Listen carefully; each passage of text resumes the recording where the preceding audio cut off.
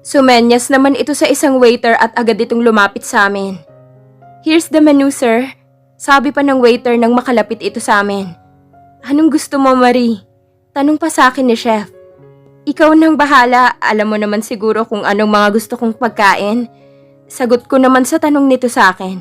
Nag-order naman ito at mabuti na lamang kahit sosyal na restaurant ito, ay nagtataka din ako kung bakit may mga lutong bahay dito, nakatulad sa mga karinderya. Pagkatapos nitong mag-order ay napatanong pa ako dito. "Seryoso ba yung may bulalo dito, chef? Sa ganda ng restaurant na to, ang alam kong dapat na nasa menu nila ay mga steak at mga kung ano-anong vegetable salad." Tanong ko pa dito. Siguro gusto ng may-ari na to na maging unique at ang mga inihahain nila yung mga pinapa-level up na Pinoy cuisine at hindi mga pagkain ng mga banyagang, alam mo na, mga turista. Sagot naman ito sa akin na napatangu-tangu naman ako. "By the way, chef, saan ka ba na restaurant nag-work? Sa tagal naman natin na magkakilala, hindi ko pa pala ito na itatanong sa'yo." Saad ko pa dito. "Malalaman mo din soon. Sa ngayon ay tulad ng aking sinabi kanina ay mag-enjoy na lang muna tayo ngayong gabi at walang anuman na iisipin pa tungkol sa mga trabaho natin." Sagot naman ito sa akin na tumitig pa sa aking mga mata. Grabe din makatitig ang isang ito. Makalaglag underwear naman. "Magtigil ka sa kalandian mo, Marie. Nakakahiya kay chef." Kausap ko sa aking sarili. Nang dumating ang orders namin ay langhap ko ng mabangong amoy ng bulalo na tila ba sa amoy pa lang nito, tila lalong kumalamang aking sikmura. Hindi na din kasi ako nakapagmeryenda kanina dahil nga sa kakaisip ko din kung ano ang aking isusuot ngayong gabi. Suot ko lang naman ngayon ay isang simpleng evening na may slit sa bandang gilid na hindi naman masyadong daring. Mabuti na lamang ay may ganito pala ako na regalo sa akin ni Mikey na mahilig din sa mga ganitong pananamit. Kanina ay medyo naiilang pa akong isuot ito. Pero nang makita kong okay naman ito ay ito na nga ang aking isinuot. "Wow, mukhang masarap ang mga niluluto nila dito, chef." Namamangha sabi ko pa nang ilinapag na sa harapan namin ang isang mangkok ng mainit na bulalo at may adobo sa gitna din ng manok. May gulay na laing din na mga paborito ko talaga dahil nga isa akong Bicolana at nakalakihan ko ng mga lutong may gata. Namiss ko tuloy bigla ang mga luto ni mama. Parang gusto ko tuloy na umuwi muna sa weekend para makasama sila. Sigurado kasing next week ay magiging abala na naman ako dahil nga sa article na ginawa ng team namin ngayon kay Marco. Sa susunod na linggo kasi bala ko nang bisitahin ang mansyon nito at ang pinakamalaking planta niya para mapag-aralan na namin kung paanong maganda ang pagkakasunod ng bawat highlight sa buhay nito. Sabi mo kasi orderin ko ang mga paborito mo kaya sana ay magustuhan mo ang lahat ng ito. Nakangiti na sabi naman ito sa akin. Sa harapan nito ay nagagawa kong lahat ng aking nais nang hindi nahihiya. Kaya naman napakagaan talaga ng aking pakiramdam dito. Ang mabuti pa ay kumain na muna tayo, Marie. Kanina pa talaga ako gutom, chef. Sagot ko naman dito nang walang hiya-hiya pa. Natawa pa ito sa aking sinabi. "Pinagtatawanan mo ba ako, chef?" Tanong ko dito sa mataray na tono ng aking boses. "Hindi, natawa lang kasi ako dahil napaka-prangka mo talaga at walang kaartehan sa katawan." Ngumiti naman ako sa sinabi niya. Lahat pala ng aking kilos ay talagang alam nito, maging ang aking ugali kilala na din niya. Kumain na nga muna kami nito at habang kumakain ay hindi na muna kami nag-usap nito. Hanggang sa matapos kami at grabing busog na busog talaga ako. Napakasarap kasi talaga ng lahat ng mga in-order nito. Napadigay pa ako ng malakas. Nakakahiya kay chef na ngayon ay tumatawa na talaga. Sinamaan ko naman ito ng tingin. Tumigil naman ito habang pinipigilan pa din ang kanyang pagtawa. "Sorry, Marie." Naka-peace sign pa ito na sabi. "Okay lang, chef. Sorry din sa kasungitan ko na aking hindi na mapigilan. Nakakahiya talaga sa'yo." Sabi ko naman dito. "Ano ka ba, Marie? Sanay na sanay naman ako sa ugali mo." Tumawa pa habang sinasabi ang mga yon. "Thank you, chef, dahil nakakatagal ka sa aking ugali." "By the way, Marie, maaari ba kitang maisayaw?" Tanong naman ito na tumayo na pala at lumapit sa akin. Humawak naman ako sa kamay nito na nakalahad ngayon sa aking harapan. Chapter 18. Habang isinasayaw ako ngayon ni chef, ay bakit tila pakiramdam ko'y kanina pa may nagmamasid sa amin. O baka guni-guni ko lamang ito. "Napakaganda mo, Marie." Sabi nito sa akin. "Bolero." Nakangiting sagot ko naman dito. Bakit ba ayaw mong maniwala? Ang ganda mo nga, lalo na ngayon. Muling saad pa nito, nahampas ko naman ito sa kanyang balikat at napasandal na lamang sa kanyang dibdib. Salamat, Chef, sa napakagandang gabi na to. Wika ko dito. Habang nakasandal ako dito, ay may bigla na lamang kaming narinig na kalabog ng isang nahulog na tila takip. Mula sa isang janitor ata ng restaurant na may hawak pa nga ito na map. Ang aking ipinagtataka lamang kung bakit may dala itong takip. Nakaka-distract tuloy ang ingay na ginawa nito. Ang ganda-ganda ng musika na nagmumula sa isang violin na kay galing dahil madadala ka talaga sa musikang nililikha nito. Pwede ba mamaya na lamang ninyo linisin ang paligid? Sabi ni Chef Yani sa janitor na ngayon ay patuloy pa din sa kanyang paglilinis. Hayaan mo na siya. Siguro'y nagmamadali lamang siya o baka naman may pamilya pa na naghihintay sa kanya. Sabi ko, nagpatuloy na kami sa pagsasayaw nito habang ang janitor naman ay patuloy lamang sa kanyang paglilinis. Hanggang sa natapos ang musika at tumigil na din kami. Nang matapos kami magsayaw ay bigla na lamang ay lumuhod si Yani sa aking harapan. Oo, alam kong magtatapat na ito pero nagulat pa din ako. Lara Marie Wilson, can I court you please? Sabi nito ng patanong sa akin. Sasagot na sana ako nang marinig na naman namin ang tunog na naman ng natumba na map. Sabay kami napalingon dito ni Chef Yani. Kita ko sa mga mata ngayon ni Yani ang inis sa janitor na parang hindi na matapos-tapos sa kanyang ginagawa. Ano ba? Pwede ba umalis ka na dyan at nakakadistorbo ka na sa amin? Sabi ni Yani dito. Hinawakan ko naman agad ito sa kanyang kamay dahil baka mamaya ay masapak pa nito ang janitor. Ako nang kakausap sa kanya. Huwag ka nang magalit dyan dahil, oo, pumapayag na akong manligaw ka sa akin. Sabi ko kay Yani.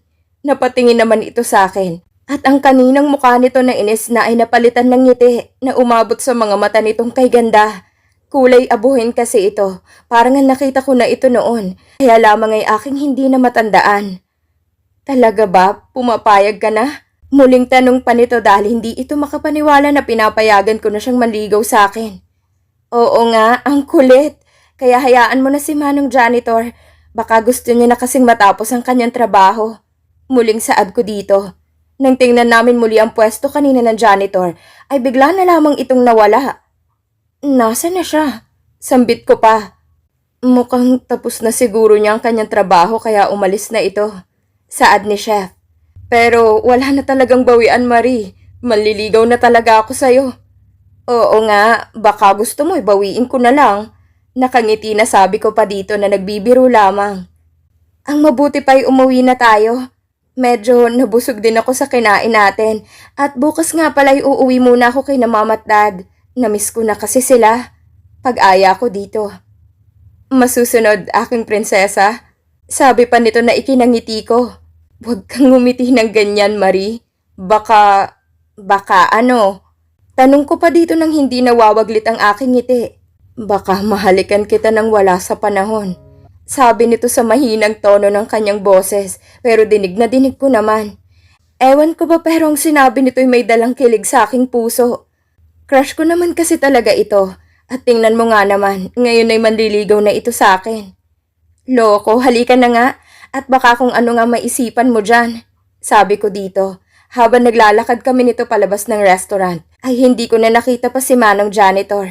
Nang makasakay sa kotse nito ay muli na naman itong nagsalita. Maraming salamat, Marie, sa pagpayag mo na manligaw ako sa'yo. Pangako, hindi ka magsisisi na pumayag ka. Muling sabi pa nito at hinawakan pa ang aking kamay at inilagay ito sa kanyang labi. Makukuntento na muna ako sa ngayon sa ganitong setup natin. Dugtong pa nito. Ako naman ay kinikilig na naman sa ipinapakitang gestures nito sa akin. Napaka-sweet kasi nito kaya naman alam ko din na maraming babae ang nagkakandara pa na mapansin nito. Kaya alam kong napakaswerte ko na dahil akong napili nitong ligawan. Mag-drive ka na nga dyan? Sabi ko na lamang dito. Sumunod naman ito sa aking sinabi. Hanggang sa nakarating na kami sa aming kondo. Nang bumaba ako sa kotse nito ay may natanaw akong kotse na kilalang kilala kung kanino. Walang iba kundi kay Marco lang naman. At ang pasaway na lalaki ay prenteng nakasandal ngayon dito.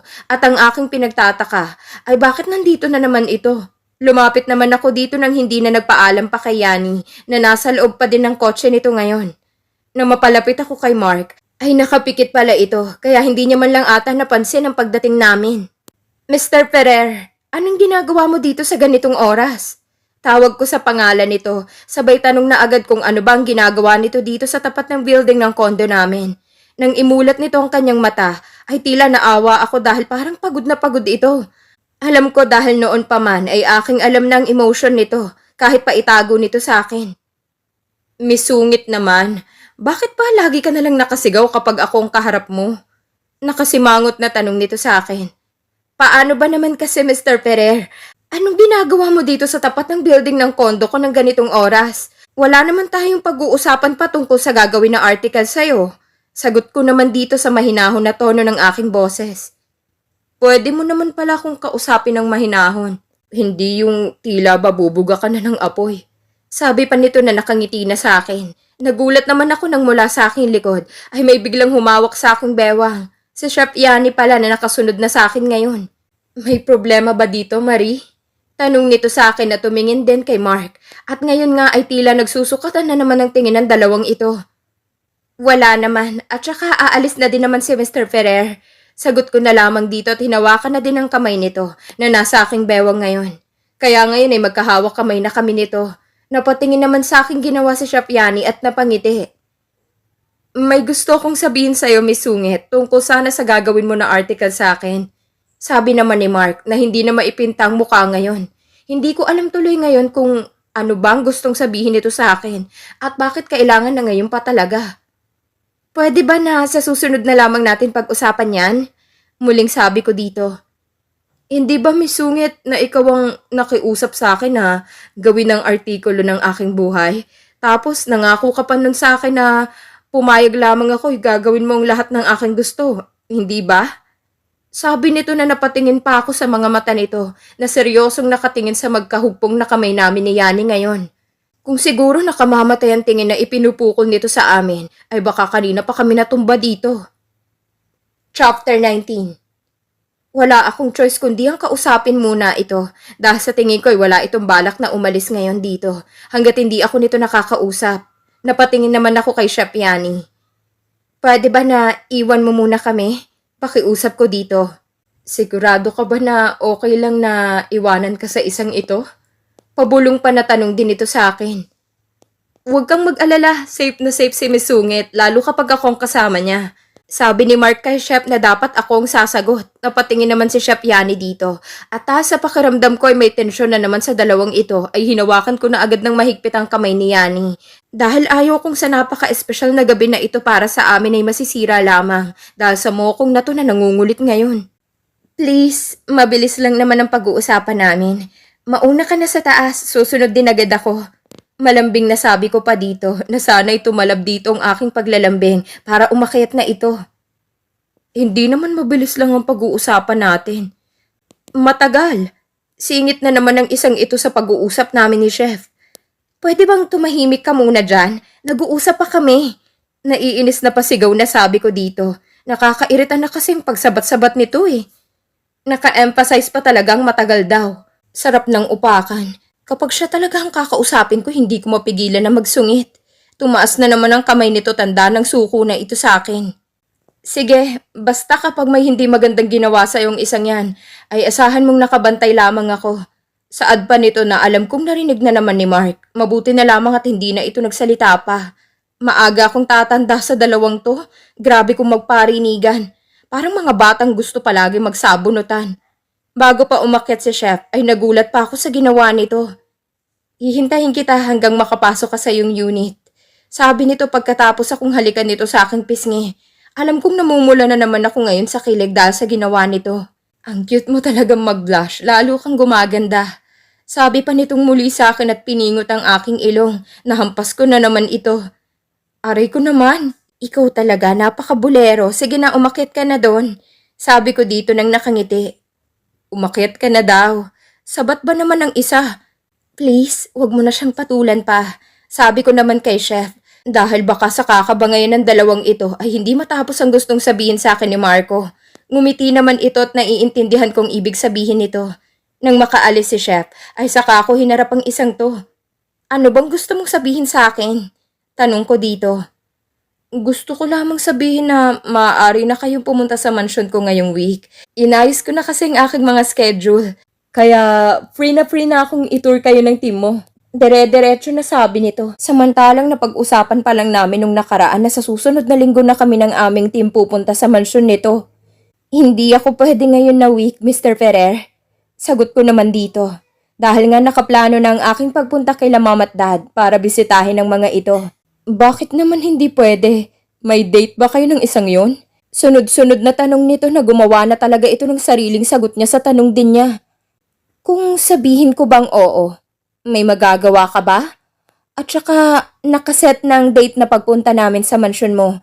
Maging ang pagpunta sa planta, sinabi ba sa'yo ni Laika ang email na aking ipinadala? Sagot ko dito sa mataray na naman na tono ng aking boses. Nakakainis kasi talaga ito kung magtanong. Mas malala pa ito kina Kuya Luke at Lucas eh. So, uunahin mo pa ang date mo sa lalaking yun kaysa sa trabaho mo? Mas gusto mo siyang makasama kaysa sa akin? Saad pa nito at nakakaloka ng mga tanong nito, lalo nang huling sinabi nito. Wait nga lang, Mr. Ferrer. Bakit ba pati personal na buhay ko'y pinakikialaman mo na? At saka, ano ba kita para sagutin ko lahat ng tanong mo sa akin ngayon? Nakataas ang kilay na tanong ko dito. Labas naman na siguro ang aking personal na buhay sa kung ano man na napagkasundoan natin bago ka pumayag na gawin ang artikulo ng buhay mo. Dugtong ko pa sa aking sinabi. Sino ako? Ako lang naman ang manliligaw mo. At wala kang magagawa kundi ang pumayag na ligawan kita. Kampanteng sagot nito sa akin. Napahawak na lamang ako sa aking noo. Dahil sa mga sinasabi nito ngayon sa akin. Manliligaw? Nahihibang ka na ba? Kailan pa ako pumahayag na magpaligaw sa'yo? Sunod-sunod na tanong ko dito. Remember, Miss Sungit? Nang makiusap ka sa akin, ay pumayag ako sa kagustuhan mo na makuha ang aking unang interview. At ikaw din ang kauna-unahang pinagbigyan ko. At ang naging usapan natin noon ay gagawin mo ang aking gusto. Hindi ba? At ito na yun. Gusto kong manligaw sa'yo at wala kang karapatan na tumanggi dahil ikaw naman ang nangako sa akin nito. Saad pa nito na aking inaalala ang araw na yon? Nagbibiro ka lang naman, di ba? Muling tanong ko pa dito, mababaliw na ako sa isang to. Kung makademand na manliligaw daw siya, ay parang bumili lang ng candy sa tindahan. Mukha ba akong nagbibiro, Miss Sungit? Balik tanong nito sa akin na nakapagpaseryoso sa akin. Lumapit pa ito sa akin at aatras pa sana ako nang mahawakan agad nitong aking bewang. Be ready. Dahil hindi ako magpapatalo sa kusinero na yon. Seryosong sabi nito sa akin ng pabulong. Ramdam na ramdam ko ngayon ang hininga nito sa aking leeg na nagbibigay sa akin ng kakaibang pakiramdam at nagpapatayo ng balahibo ko. Good night, Miss Sungit, and soon to be my wife. Sabi pa nito at hinalikan ako ng biglaan sa aking mga labi. Tila naman ako itinulos na lamang sa aking kinatatayuan ngayon dahil sa mga sinabi nito at ginawa ngayon sa akin. Lumayo naman agad ito at ngumiti ng nakakaloko. Aalis na ako dahil ayaw kong mapaaway pa sa isa mo pang lalaki. Kanina pa siya nakatingin sa atin at alam kong pasugod na siya dito ngayon. Wika pa nito at naglakad na papunta sa kanyang kotse. Tinanaw ko na lamang ito at hindi naman ako nakahuma sa ginawa nitong pagnanakaw ng halik sa akin. Ang tanga-tanga mo, Lara. Bakit ba hindi mo man lang siya pinigilan sa kanyang ginawa? At hindi mo man lang siya sinampal? Parang tanga nakausap ko sa aking sarili nang makalayo na ang kotse nito. Si Yani naman ay nandito na muli sa aking harapan. Tama nga si Mark na nagtatakbo na ito papunta sa akin dahil sa ginawa niya. Okay ka lang ba, Marie? Tanong nito sa akin. Nakita kong ginawa sa'yo ng isang yun. Nasa na ba siya? Sabi pa nito na tinatanong kung nasaan na si Mark. Itinuro ko naman ang paliko ng kotse nito. Don't worry, okay lang ako. At huwag ka mag-alala. Dahil hindi na niya magagawa ulit yun sa akin. Saad ko lamang kay Yani dahil alam kong nagsiselos ito ngayon dahil sa kanyang nakita na paghalik sa akin ni Mark. Chapter 20. Marco Clyde Villanueva POV. Habang nagmamaneho ako ngayon pabalik sa mansyon, ay iniisip ko ba din ang reaksyon kanina ng mukha ng babaeng mula noon din. Hanggang sa ngayon, ay mahal na mahal ko pa. Walang araw na hindi itong laman ng aking isipan na kahit pa anong gawin ko, ay siya lamang ang kinikilala ng aking puso. Ang babaeng kailangan kong saktan noon para maisalba ko lamang ang aking negosyo. Nakarating naman ako agad sa mansyon at mabuti na lamang ay walang masyadong traffic, kaya naman naging mabilis na ang aking biyahe. Habang papasok ay nakahilera naman ang nasa 10 ata na mga kasambahay ko dito. Sa laki kasi ng mansyon ay hindi kakayanin kung kokonti lang ang magpapanatili ng kalinisan dito. Magandang gabi po, senyorito. Pagbati nila sa akin ng sabay-sabay, parang aral na nila ito. Ngumiti lamang ako sa kanila at ang isa ay lumapit sa akin para kunin ang aking coat. Sariling sikap kong pagkakaroon ng mansyon. Oo, bagamat may kakayahan ng aking mga magulang na ibigay sa aming 5 magkakapatid ang mga luho namin. Ang gusto kasi ng aming mga magulang ay matuto kaming magsikap. 18 pa lamang ako nang humiwalay ako ng bahay sa kanila.